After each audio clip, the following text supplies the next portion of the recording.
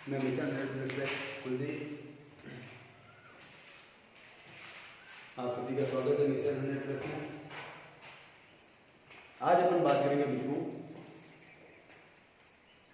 मरुस्थल के दो भाग किए थे अपन, शुष्क मरुस्थल और अर्धशुष्क मरुस्थल। तो शुष्क मरुस्थल अपन ने पहले वाले वीडियो में देख लिया था। आज अपन बात करेंगे अर्धशुष्क मरुस्थल। उससे पहले मैं आपको एक बार पुनः वहां पर ले आता हूँ जहां पर अपन छोड़ के गए थे। मित्रों, अगर वीडियो अच्छा लगे आपको तो इसको लाइक करना, कमेंट्स करना और शेयर करना ना भूलिएगा। आगे अपन बात करते हैं मित्रों कि देखो, सबसे पहले अपन ने राजस्थान का भौतिक प्रदेश पढ़ना स्टार्ट किया था। भौतिक प्रदेश को अपन ने 4 भागों में बांटा था। उससे सबसे पहला पार्ट था आपके पश्चिमी मरुस्थल। पश्चिमी मरुस्थल को अपन ने 2 भागों में बांटा था। एक था आपके शुष्क मरुस्थल। पूरे मरुस्थल को मैंने आपको बताया था कि 25 सेंटीमीटर वर्षा रेखा के आधार पर 2 भागों में बांटा गया। तो अपन बात करते हैं शुष्क मरुस्थल। 0 से 25 सेंटीमीटर राज्य में जहां बरसात होती है उसे अपन शुष्क मरुस्थल के नाम से जाने जाते हैं। और 25 से 50 सेंटीमीटर राज्य में जहां पर बारिश होती है या वर्षा होती है उसे अपन अर्धशुष्क मरुस्थल के नाम से जाना जाता है। ठीक है, अब अपन बात करते हैं शुष्क मरुस्थल को अपन ने 2 भागों में बांटा था। बालू का स्तूप मुक्त प्रदेश और सेकंड वाला था बालू का स्तूप युक्त प्रदेश। जहाँ पर रेत के टीले नहीं पाए जाते उसके आधार पर, और जहाँ पर रेत के टीले पाए जाते हैं आपके उसके आधार पर। उसके बाद में आज अपन देखेंगे आपके अर्धशुष्क मरुस्थल। सबसे पहले बात करते हैं अपन अर्धशुष्क का सामान्य बस अगर देखें शब्द में अर्थ देखें इसका तो होगा आपके यानी कि आधा सूखा मरुस्थल। और अगर इसकी परिभाषा दी जाए तो आपकी ये होगी कि राज्य में जहाँ जिस क्षेत्र में 25 से 50 सेंटीमीटर तक वर्षा होती है उसे अपन अर्धशुष्क मरुस्थल के नाम से जाना जाता है। देखो मित्रों, अपन ने शुष्क मरुस्थल को 2 भागों में बांटा था, बालू का स्तूप मुक्त प्रदेश और बालू का स्तूप युक्त प्रदेश। इसी प्रकार से अपन अर्धशुष्क मरुस्थल को कितने भागों में बांटेंगे? 4 भागों में बांटेंगे। 4 भागों में बांटने पर आपके सबसे पहला वाला भाग रहेगा घग्गर बेसिन। देखो, बेसिन का मतलब होता है कि घग्गर बेसिन, बेसिन का मतलब होता है कि जहां पर नदी बहती है और उसको आसपास के क्षेत्र को अपन बेसिन के नाम से जाना जाता है। तो पहला वाला पार्ट आपका अर्धशुष्क मरुस्थल में आएगा घग्गर बेसिन। सेकंड वाला पार्ट आएगा आपके शेखावटी बेसिन। तीसरा होगा आपके नागौरी उच्च भूमि और चौथा होगा आपके लूणी बेसिन। तो मित्रों ध्यान रखना कि अपन अर्धशुष्क मरुस्थल को 4 भागों में बांट कर पढ़ेंगे। सबसे पहला वाला है आपके घग्गर बेसिन। अब अपन बात करते हैं कि घग्गर बेसिन की बात करते हैं तो आपके इस मानचित्र में पूरा का पूरा विस्तार से समझाऊंगा आपके। तो ध्यान रखना मित्रों की अपन बात कर रहे हैं अर्धशुष्क मरुस्थल की। अर्धशुष्क मरुस्थल में पहला भाग देख रहे हैं अपन आपके घग्गर बेसिन। अब अपन बात करते हैं तो घग्गर बेसिन यानी कि घग्गर नदी के आसपास के क्षेत्र में या घग्गर नदी जहां पर बहती है उसके आसपास के क्षेत्र को अपन घग्गर बेसिन के नाम से जाने जाते हैं। इस घग्गर बेसिन के अंदर आपके प्रमुख 2 जिले आते हैं। सबसे पहला आता है आपके हनुमानगढ़ और सेकंड नंबर पर आता है आपके श्री गंगानगर। अभी वर्तमान के ये 2 जिले आपके घग्गर बेसिन के अंदर आते हैं। मित्रों, अपन बात करते हैं कि इस घग्गर बेसिन को सबसे पहले किस नाम से जाना जाता है या इसका निर्माण कैसे हुआ, ये नाम कैसे पड़े, इसके अंदर या घग्गर बेसिन के क्षेत्र के अंदर जो प्रमुख चीजें या आपके इंपोर्टेंट एग्जाम की दृष्टिकोण से इंपोर्टेंट चीजें वो चीजें अपन देखें तो सबसे पहले बात करते हैं कि इसके घग्गर बेसिन का प्राचीन नाम या इसको सबसे पहले किस नाम से जाना जाता है। तो मित्रों अपन बात करते हैं आपके घग्गर बेसिन। घग्गर बेसिन को सबसे पुराना नाम है इसका योध्य क्षेत्र। क्या नाम है इसका? योध्य क्षेत्र। देखो, यहाँ पर अत्यधिक लोगों के योध्य जाति का लोगों को यहाँ पर निवास था। मतलब इस क्षेत्र के अंदर जो प्रमुख लोग रहते थे वो इसकी जाति कौन सी थी? योध्य। तो योध्य जाति के लोग रहने के कारण इस पूरे के पूरे क्षेत्र का नाम क्या पड़ गया? आपके योध्य क्षेत्र। तो मित्रों ध्यान रखना कि घग्गर बेसिन को पहले किस नाम से जाना जाता था? तो योध्य क्षेत्र के नाम से जाना जाता था, क्योंकि यहाँ पर योध्य जाति के अधिकांश लोग रहते थे, इसीलिए इसका नाम रखा गया आपके योध्य क्षेत्र। फिर बाद में हम बात करते हैं मित्रों की इस योध्य क्षेत्र के अंदर 295 ईस्वी के लगभग आपके एक भूपत भाटी नामक राजा था जो उसने यहाँ पर एक आपके दुर्ग का निर्माण करवाया था। उस दुर्ग का नाम है आपके इंपोर्टेंट दुर्ग है आपके भटनेर दुर्ग। कौन सा दुर्ग है? भटनेर दुर्ग है। जहाँ पर आपके राजस्थान में सबसे भारी आक्रमण कौन से दुर्ग को माने जाते हैं? तो भटनेर दुर्ग को माना जाता है। तो वही भटनेर दुर्ग आपके जो जिसका निर्माण करवाया था भूपत भाटी ने। कब करवाया था? 295 ईस्वी में। मित्रों ध्यान रखना अपन पढ़ रहे हैं अर्धशुष्क मरुस्थल। अर्धशुष्क मरुस्थल में सबसे पहले देख रहे हैं अपन घग्गर बेसिन। घग्गर बेसिन का पुराण अभी वर्तमान में कौन कौन से जिले आते हैं इसके अंदर, तो सबसे पहले आपके हनुमानगढ़ और गंगानगर है जो कि वर्तमान में आपके किसके अंदर आते हैं, घग्गर बेसिन के अंदर। अब अपन बात करते हैं कि घग्गर बेसिन को सबसे पहले किस नाम से जाना जाता है, तो सबसे पहले आपके युद्ध क्षेत्र के नाम से जाना जाता है, क्योंकि यहाँ पर युद्ध जाति का निवास होता था, इसलिए इसको सबसे पहले युद्ध क्षेत्र के नाम से जाना जाता है। फिर इस युद्ध क्षेत्र के अंदर एक राजा हुआ था आपके भूपत पाटी, जिसने 295 ईस्वी के समथिंग आपके भटनेर दुर्ग का निर्माण करवाया गया। तब से यह क्षेत्र आपके भटनेर क्षेत्र कहलाया है। 295 ईस्वी से इस क्षेत्र का नाम क्या पड़ गया, आपके पहले युद्ध क्षेत्र था और फिर भटनेर दुर्ग का निर्माण हुआ और इसको भटनेर क्षेत्र कहलाया आपके। फिर बाद में अपन बात करते हैं आपके कि इस 295 ईस्वी द्वारा बनाया गया भूपत पाटी द्वारा भटनेर दुर्ग को एक बीकानेर का आपके सूरत सिंह था, कौन था आपके सूरत सिंह, जिसने 1805 के अंदर मंगलवार के दिन, कौन सा वार था उस दिन, मंगलवार के दिन इस भटनेर दुर्ग पर आक्रमण किया और वो हनुमान जी का भक्त था आपके, तो उसने मंगलवार के दिन आक्रमण किया और उस भटनेर दुर्ग पर क्या की, विजय प्राप्त की। तो ध्यान रखना मित्रों, 1805 के बाद इस क्षेत्र का नाम पड़ गया आपके हनुमानगढ़, जो अभी आपके वर्तमान में है। क्या नाम पड़ गया, हनुमानगढ़ पड़ गया, क्योंकि उसने सूरत सिंह ने 1805 में मंगलवार के दिन आक्रमण किया था और उसने विजय प्राप्त करने की इस भूपत पाटी द्वारा बनाए गए भटनेर दुर्ग के ऊपर, तब से इस क्षेत्र का नाम पड़ गया आपके हनुमानगढ़। फिर बात करते हैं मित्रों की इस हनुमानगढ़ क्षेत्र के अंदर आपके एक गंगा सिंह बीकानेर का शासक था, उसने 1920 के अंदर इस क्षेत्र के अंदर एक गंगानगर या श्री गंगानगर की स्थापना की। तो मित्रों आपकी ये चीज स्पष्ट हो गई होगी कि इस वर्तमान में आपके घग्गर बेसिन के अंदर हनुमानगढ़ और बीकानेर हनुमानगढ़ और श्री गंगानगर दो जिले आते हैं। इन दोनों जिलों का आपके निर्माण किस प्रकार से हुआ। अब अपन बात करते हैं कि इन दोनों जिलों के अंदर जो आपके इंपोर्टेंट चीजें या जो प्रमुख चीजें हैं वो अपन देखते हैं। तो सबसे पहले इसके अंदर आपके महत्वपूर्ण चीजें थी उसकी बात करेंगे अपन,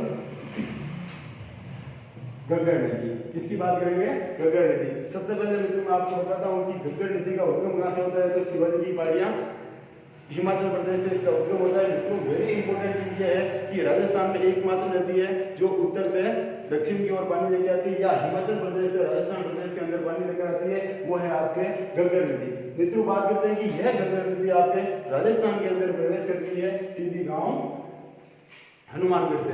राजस्थान के अंदर ये कहां से प्रवेश करती है, तो मित्रों ध्यान रखना, टीबी गांव हनुमानगढ़ से राजस्थान के अंदर प्रवेश करती है। और अगर आपके ध्यान रखना मित्रों की अधिक बरसात हो तो ये नदी जाती है आपके पाकिस्तान तक, और पाकिस्तान के इसके क्षेत्र में या इस नदी के क्षेत्र को पाकिस्तान में किस नाम से जाना जाता है, तो हाकरा नाम से जाना जाता है। फिर अपन बात करते हैं मित्रों वेरी इंपोर्टेंट क्वेश्चन, या बहुत ही अच्छा एग्जाम देने जाओ तो वहां पर आपको ये क्वेश्चन आ सकता है कि आपके घग्गर नदी राजस्थान में कहां पर लुप्त होती है। तो वेरी इंपॉर्टेंट चीज ध्यान रखना मित्रों कि मैंने आपको अभी बताया था ये भटनेर दुर्ग, यहाँ पर आपके भटनेर दुर्ग है। तो ध्यान रखना कि अगर कम बरसात होने पर या कम वर्षा होने पर यह नदी आपके राजस्थान में लुप्त होती है भटनेर दुर्ग के पास। कहां पर लुप्त होती है, भटनेर दुर्ग के पास। वेरी इंपॉर्टेंट या बहुत ही अच्छा क्वेश्चन बनता है ये कि राजस्थान में आपके घग्गर नदी लुप्त कहां पर होती है, तो ध्यान रखना मित्रों हनुमानगढ़ में आपके भटनेर दुर्ग के पास ये लुप्त हो जाती है। आगे अपन बात करते हैं मित्रों इसकी कि घग्गर नदी जो आपके हनुमानगढ़ जिले में इस प्रकार की नालियों की आकृति की जो सूखने के बाद उसकी जो ये आकृति बनाती है वो हम लोग को दिखाई देती है नालियों की तरह। तो ध्यान रखना मित्रों की घग्गर नदी द्वारा हनुमानगढ़ जिले में बनाई गई शुष्क नदी घाटी को किस नाम से जाना जाता है, तो नाली के नाम से। सूखने के बाद वो जो आकृति बनाई वो इस प्रकार से आपको दिखाई देती है। तो इसलिए ध्यान रखना मित्रों कि घग्गर नदी द्वारा हनुमानगढ़ जिले में बनाई गई शुष्क नदी घाटी को किस नाम से जाना जाता है, तो नाली के नाम से जाना जाता है। फिर बाद में अपन देखते हैं मित्रों की घग्गर नदी द्वारा हनुमानगढ़ जिले में जो मैदान का निर्माण किया जाता है या जो मैदान तैयार किया जाता है उस मैदान को किस नाम से जाना जाता है, तो पाट के नाम से जाना जाता है। मित्रों ध्यान रखना कि ये पाट है आपके जो किसके लिए प्रसिद्ध है, तो बासमती चावल के लिए। ये पाट है आपके पाट क्षेत्र है जो बासमती चावल के लिए भी ये आपके प्रसिद्ध माना जाता है। आगे अपन बात करते हैं मित्रों की इस घग्गर बेसिन के अंदर आपके जो इंपोर्टेंट चीज है वो एक और चीज मानी जाती है आपके IGNP। IGNP का मतलब होता है कि इंदिरा गांधी नहर परियोजना। ये सब आपको पता होगा कि इसका निर्माण गंगा सिंह ने करवाया, इसीलिए राजस्थान का भागीरथ किसको कहते हैं, तो गंगा सिंह को। अपन बात करते हैं IGNP इंदिरा गांधी नहर परियोजना की। देखो तो इस इंदिरा गांधी नहर परियोजना से घग्गर बेसिन के अंदर जो एक समस्या उत्पन्न होती है उस समस्या का नाम है आपके सेम समस्या। क्या नाम है इसका, सेम समस्या का मतलब ये मित्रों कि ये नहर पानी से भरी हुई रहती है और इस नहर से पानी रिसकर बाहर आता है, तो इस मिट्टी के उपजाऊ गुण को ये बाहर लेकर आ जाता है, जिससे वो मिट्टी या जो भूमि जो क्या हो जाती है, बंजर हो जाती है या खराब हो जाती है, तो उस चीज को अपन बोलते हैं सेम समस्या।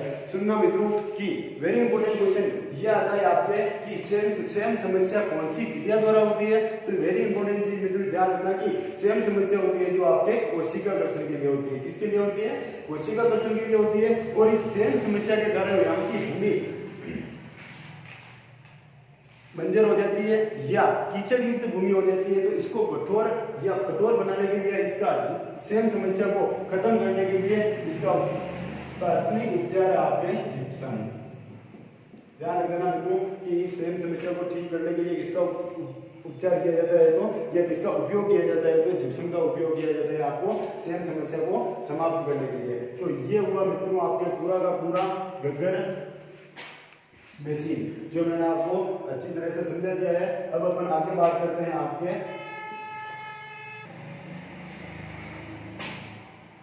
अपन ने घग्गर बेसिन कंप्लीट कर लिया था। सेकंड वाले अर्धशुष्क भूस्थल में दूसरे पार्ट की बात करते हैं आपके, तो आता है शेखावटी बेसिन। मित्रों ध्यान रखना इंपोर्टेंट पार्ट है आपके शेखावटी बेसिन, ठीक है मित्रों। शेखावटी बेसिन की अगर अपन बात करते हैं कि सबसे पहले अपन इसके अंदर देखते हैं कि इसके अंदर आपके एग्जाम की दृष्टिकोण से जो इंपोर्टेंट चीजें हैं वो देखते हैं। तो सबसे पहले वाली चीज आपके दिमाग में आएगी कि सर इसका नाम शेखावटी कैसे बना, तो ये देखते हैं सबसे पहले कि शेखावटी और शेखावटी क्षेत्र के अंदर जो भी आपका वर्तमान के अंदर जो जिले आते हैं वो जिले कौन कौन से हैं, तो चूरू, झुंझुनू और बीकानेर, ये तीनों वर्तमान में आपके किस क्षेत्र में आते हैं, तो शेखावटी क्षेत्र के अंदर आते हैं। अब अपन बात करते हैं कि शेखावटी बेसिन या शेखावटी क्षेत्र, सबसे पहले बात कर लेते हैं इसका नामकरण कि इसका नाम कैसे बना। तो मित्रों ध्यान रखना कि यहाँ पर शेखर सामंतों का मतलब इस क्षेत्र के अंदर आपके किसका अधिकार था, तो शेखर सामंतों का क्षेत्र अधिकार होने के कारण इसका नाम क्या पड़ गया आपके शेखावटी क्षेत्र। फिर मित्रों अपन देखते हैं आगे वाली चीज देखते हैं आपके कि बांगड़ मित्रों इस बिंदी का विशेषकर ध्यान रखना कि अगर ये बिंदी है तो आपका बांगड़ क्षेत्र आएगा कहाँ पर, झुंझुनू के अंदर या शेखावटी क्षेत्र के अंदर, और अगर ये बिंदी आपके नहीं है तो वो क्षेत्र आएगा आपके बांगड़ या बांगड़ आएगा आपके यहाँ पर, ठीक है मित्रों। तो ध्यान रखना कि अगर बिंदी वाला बांगड़ आए तो आपके शेखावटी क्षेत्र में आएगा, और शेखावटी क्षेत्र में भी अगर जिला पूछ लिया जाए तो आपके झुंझुनू जिले के अंदर आएगा, और अगर ये ऊपर बिंदी नहीं हो तो आपके ये नीचे आएगा प्रतापगढ़ बांसवाड़ा के या पास में आएगा वागड़ क्षेत्र। तो ये वागड़ या वागड़ क्षेत्र मित्रों ये चीज वेरी इंपॉर्टेंट चीज है कि ये अगर बिंदी है आपके तो ये आपके शेखावटी क्षेत्र में आएगा, और अगर ये बिंदी नहीं है ऊपर तो ये आपके प्रतापगढ़ बांसवाड़ा के अंदर आता है। मित्रों वेरी इंपॉर्टेंट चीज है, ध्यान रखना, आया हुआ क्वेश्चन आपके वेस्ट बंगाल के अंदर है। फिर मित्रों अपन आगे बात करते हैं कि बांगड़ मित्रों, बांगड़ का मतलब क्या होता है कि पुरानी नदी द्वारा या कांतली नदी द्वारा बनाया गया पुराना जलोढ़ी आपके क्या कहलाता है, बांगड़ कहलाता है मित्रों। तो ध्यान रखना ये बांगड़ है आपके वहां पर इस झुंझुनू जिले के अंदर आपके या झुंझुनू जिले के अंदर एक विशेषतर क्षेत्र है जिसे बांगड़ के नाम से जाना जाता है। मित्रों आपको पता होना चाहिए कि झुंझुनू जिले के अंदर आपके एक शक्कर बाबा की दरगाह है जिसको नरहट पीर के नाम से भी जाना जाता है। तो इस दरगाह के द्वारा इस दरगाह का आपको और किस नाम से जाना जाता है, तो मित्रों ध्यान रखना कि इस दरगाह को आपके वागड़ के धनी के नाम के भी जाना जाता है, क्योंकि इस पूरे वागड़ क्षेत्र के इसको धनी माना जाता है नरहट पीर या शक्कर बाबा को, इसीलिए इसे झुंझुनू जिले में वागड़ क्षेत्र के धनी के नाम से भी जाना जाता है, नरहट पीर की दरगाह या शक्कर बाबा की दरगाह।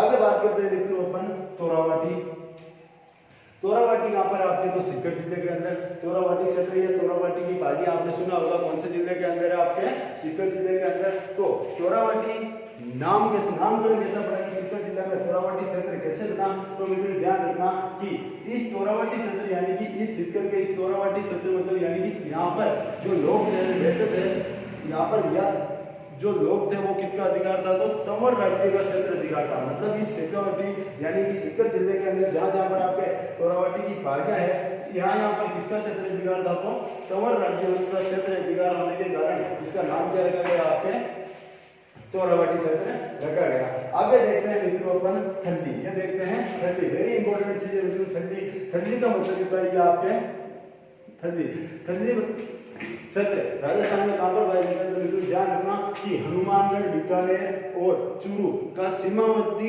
उपजाऊ भूभाग को किस नाम से जाना जाता है, ठंडी के नाम से जाना जाता है। वेरी इंपॉर्टेंट चीज है मित्रों की ध्यान रखना कि राजस्थान में ठंडी क्षेत्र कहां पर है, तो हनुमानगढ़, चूरू और बीकानेर का उपजाऊ भूभाग, उपजाऊ भूभाग आपके क्या कहलाता है, थली नाम से जाना जाता है। मित्रों अपन आपसे बात करते हैं कि इस शेखावाटी क्षेत्र में जो और आपके इंपोर्टेंट चीजें पाई जाती है उनके अंदर आती है आपको एक चीज जोहड़। तो मित्रों ध्यान रखना कि शेखावाटी क्षेत्र में कच्चे कुएं होते हैं, उनको किस नाम से जाना जाता है, जोहड़ के नाम से जाना जाता है। और शेखावाटी क्षेत्र में पक्के कुएं होते हैं, उसे अपन नाडा या नाडी के नाम से जाना जाता है। और मित्रों और चीज देखते हैं अपन लास्ट में आपके सर का मतलब होता है कि शेखावाटी क्षेत्र में जो छोटे छोटे तालाब होते हैं उसको सर नाम से जाना जाता है। आपको पता ही होगा कि